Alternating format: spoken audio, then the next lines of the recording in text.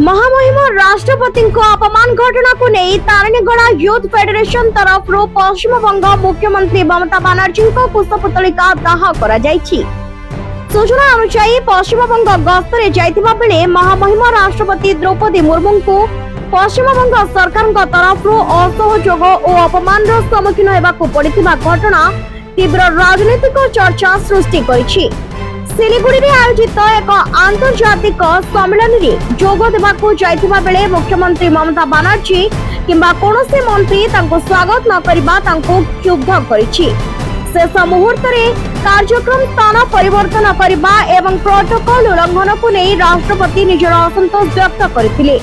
निज भाषण रे से परोक्ष रे ममता दीदी तांको ऊपर रागिछंती बोली मत रखिथिले। देशर सर्वोच्च नागरिकों प्रति ममता सरकार एभली व्यवहार ग्रहणीय नुहे बोली कहवा सहित ममता बनर्जी सर्वसम्मुखें महामहिम राष्ट्रपति को क्षमा प्रार्थना करने को दाबी करुछि। विजय चंद्रपुर यूथ फेडरेशन क्लबर समस्त सदस्य माने एकजुट होई ममता बनर्जी एभली कार्य को निंदा करने सहित नाराबाजी करी ममता कुशपुतलिका दाह करिसेंती। जिला secretary Subrat Kumar Mahanti youth federation Vijay Chandrapur तारिंगड़ा पारादीप आज गोटे दुखर विषय आज आम समस्त जो प्रथम महिला राष्ट्रपति आदिवासी महिला राष्ट्रपति पश्चिमबंग गस्तर थिला बेले जो बड़ी अपमान पश्चिमबंगर मुख्यमंत्री ममता बनर्जी तेणु अपमान व्यवहार सहित कले से आम घोर निंदा करुँ बदल में आम कुशपुतलिका दाह करुँ गिरधारी छक निकट में आम एप्रति घोर निंदा करुँ। आम आगामी दिन में गोटे महिला को जी महिला होगी महिला प्रति सम्मान तुम न दे पार एप्रति आम ममता बनर्जी की घोर निंदा करूँ। सर्वसाधारण जनसाधारण को जी क्षमा प्रार्थना न करती आम ओडिशावासी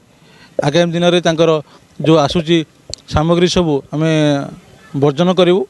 और आमर जो सामग्री जाऊँगी पश्चिमबंग को से आम बॉयकॉट करूँ।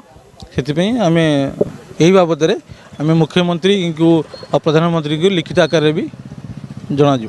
अम्य प्रसाद दास सभापति यूथ फेडरेशन विजय चंद्रपुर। देखो एक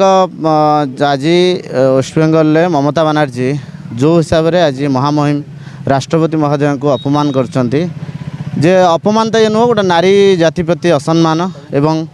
यही अपमान ने आम घोर विरोध करुचु एवं गोटे गवर्नमेंट प्रोटोकॉल हिसाब से महामहिम राष्ट्रपति जाइथले वेस्ट बेंगल सिटी कौन सी कैबिनेट मंत्री कि तांकर निजे ममता बनर्जी मध्य तांकु स्वागत करने को आसी नथिले एवं जो जगार से सभा उद्बोधन देवाक जाइथले जे आदिवासी संप्रदायर ये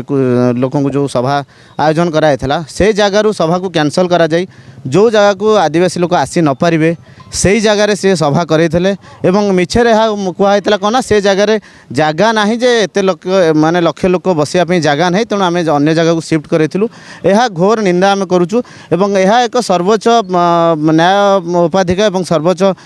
राष्ट्रपति महामहिम प्रति यहाँ बहुत बड़ अपमान जहाँकि वेस्टबंगाल सरकार जाशुणी कराऊँगी यह कदापि आम बर्दाश्त करूँ ना यहाँ घोर विरोध करूँ एवं यह आम जदि यार आमको न्याय न मिले सी यदि न भूल मागती तो आम निश्चय राजरास्ता को ओह्लैबु और समस्त नारी शक्ति को एकत्रीकरण करी आम यह मध्य बहुत किसी जगार नारा लगेबार बंदोबस्त कराई। आम